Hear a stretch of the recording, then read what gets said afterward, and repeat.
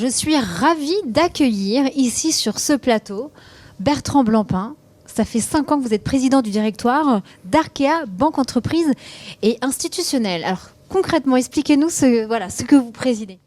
Alors, Arkea Banque Entreprise et Institutionnelle est une banque coopérative, donc elle appartient à ses clients, comme dit la publicité. Mais c'est vrai qu'au-delà de ce slogan, c'est vrai que ça permet d'avoir un ancrage territorial important. Alors, sur la Bretagne, sur le sud-ouest, historiquement, mais nous sommes sur l'ensemble du territoire métropolitain. Et donc, on peut le dire, nous avons la chance de travailler sur l'ensemble des marchés. Et sur l'ensemble de la métropole. Et nous sommes la seule banque en France à travailler l'ensemble des marchés sur l'ensemble du territoire métropolitain. Vous avez combien de clients et quels sont les profils justement de vos clients ?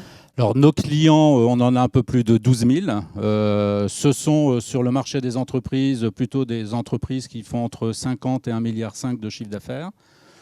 Très large. Donc assez large quand même. Enfin bon, on va dire que ce sont des ETI ou des grosses ETI. Principalement. Et puis nous avons les collectivités territoriales. Nous sommes un des banquiers de l'ensemble des régions. Nous accompagnons toutes les régions françaises, quasiment la totalité des départements, les grandes villes, les communautés d'agglomération, les métropoles, etc. Et puis nous sommes un des grands acteurs du logement social, mais aussi de l'immobilier, voilà, en France. Voilà, pour très synthétiquement dire ce que nous faisons. Alors depuis près d'1 an, Arkea Banque Entreprise et Institutionnelle justement se repositionne sur les produits de placement 100% responsables. Est-ce que vous pouvez nous expliquer en quoi cela consiste concrètement ? J'ai entendu dire qu'il y avait des contrats impact. Alors oui, tout à fait. Alors peut-être avant, c'est expliquer la démarche. En fait, nous travaillons beaucoup avec l'énergie des collaborateurs, leur enthousiasme aussi, leur imagination. Et nous avons lancé il y a à peu près 4 ans 2 grands projets. Un projet sur la mixité, diversité, puis un projet sur la RSE. Et ils nous ont fait un certain nombre de propositions. Et dans la première proposition qu'ils nous ont faite, c'est de dire on va faire des comptes à terme RSE. Et le principe, il est simple. Qu'est-ce que ça veut dire ? Le principe est simple, c'est-à-dire que nous proposons à nos clients de placer leur argent chez nous, mais on va moins les rémunérer.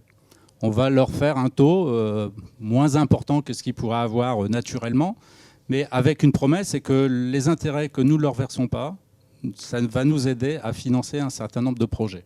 Qui peut souscrire à ce contrat ? Tous les clients, entreprises, institutionnelles, collectivités territoriales. Nous avons toute une partie de nos clients qui ont souscrit ce type de contrat. Et puis, une des particularités aussi, c'est que certains clients qui ont envie travaillent sur une sorte de comité de sélection des projets. Et donc sont ravis aussi de pouvoir afficher de leur point de vue un certain côté finance durable. Et donc ça, c'est intéressant. Donc ça, c'était la première proposition des collaborateurs que nous avons mis en place il y a un peu plus de 3 ans. Et deuxième proposition que nous avons mis en place il y a 1 an maintenant, c'est-à-dire que nous avons réduit notre gamme de fonds et nous avons réduit à 10 fonds. Et nous sommes vraiment en architecture ouverte, c'est-à-dire que sur les 10 fonds, nous en avons 2 qui sont vraiment des produits du groupe. Et nous en avons 8 autres qui sont des produits de concurrents. Je peux les citer, BNP, Generali et d'autres, OFI, qui nous semblent intéressants. Ce sont tous des fonds ISR. Donc tous les produits que nous proposons à nos clients, que ce soit sur des comptes à terme, pour ceux qui le souhaitent, donc nos comptes à terme RSE, mais aussi au niveau des fonds qui sont ISR, voilà, on est vraiment dans une démarche, on va dire, développement durable ou même finance durable. Ça participe donc à l'une de vos spécificités qui est véritablement d'accompagner donc vos clients via la finance responsable sur la transition écologique, c'est bien ça ? Oui, tout à fait. Alors, comme toute banque, on essaye d'accompagner nos clients. Vos spécificités, voilà. Voilà, donc nous, ce qu'on sait faire, c'est qu'en fait, nous accompagnons le dirigeant, on essaye d'être proche du dirigeant. Nous ouvrons aussi notre carnet d'adresses à nos clients. Je crois que c'est une de nos spécificités. Peut-être rappeler que nous avons créé le speed dating de l'immobilier il y a quasiment 8 ans maintenant. Quels sont les impacts du speed dating de l'immobilier ? En fait, nous mettons en relation nos clients, promoteurs privés. Il faut se souvenir que dans les années 2012, 2011, 2012, l'immobilier avait connu un très très grand trou. Et donc nous avons rapproché les promoteurs privés de nos autres clients du logement social. Et donc, en fait, le fait de se rencontrer, tout ce qu'on appelle maintenant, qui est assez courant, la vente en bloc, s'est développé. Et donc, le speed dating de l'immobilier, qui va avoir sa 8e année, en fait, permet de rassembler à peu près 700 personnes promoteurs privés, collectivités locales, aménageurs, acteurs du logement social. Ils se retrouvent ensemble et échangent et travaillent sur des projets. Donc nous mettons à disposition nos réseaux. Des projets qui sont nés de ces rencontres, vous en avez à nous partager? Par exemple, oui, au tout début, certains promoteurs ont vendu en bloc un certain nombre de leurs produits. Nous avons pu travailler aussi sur des projets un peu plus de ZAC, d'aménagement, et puis sont issus aussi de ce type de rencontres. Par exemple, la CEMOP de Châtenay-Malabry, qui a une très très grande opération, où c'est le privé qui est majoritaire, c'est une des spécificités. Et donc, c'est nous qui avons structuré cette opération sur la partie financière. Et justement, est-ce que vous êtes quand même témoin, des grands témoins? Est-ce que vous voyez que justement la prise en compte des enjeux sociaux et surtout environnementaux concernant le secteur de l'immobilier, une prise en compte qui est exponentielle? Aujourd'hui, les acteurs ne peuvent plus aujourd'hui parler d'immobilier sans construction durable, bas carbone, avec justement du ciment sans émissions. Ça se passe comment dans ce secteur? Oui, alors quelle est la mutation? Oui, alors j'irai par boutade, ou même peut-être un peu provocateur, c'est que la réglementation fait en sorte qu'il se transforme. RT 2012 est remplacé par RE 2020, qui sera en application courant de l'année prochaine. Donc ça, c'est une très grande transformation. Il faut rappeler aussi qu'en France, la réglementation est quand même relativement stricte et que les promoteurs, les professionnels immobiliers construisent leurs constructions sont de très belle qualité en France par rapport à ce qu'on peut voir au niveau européen.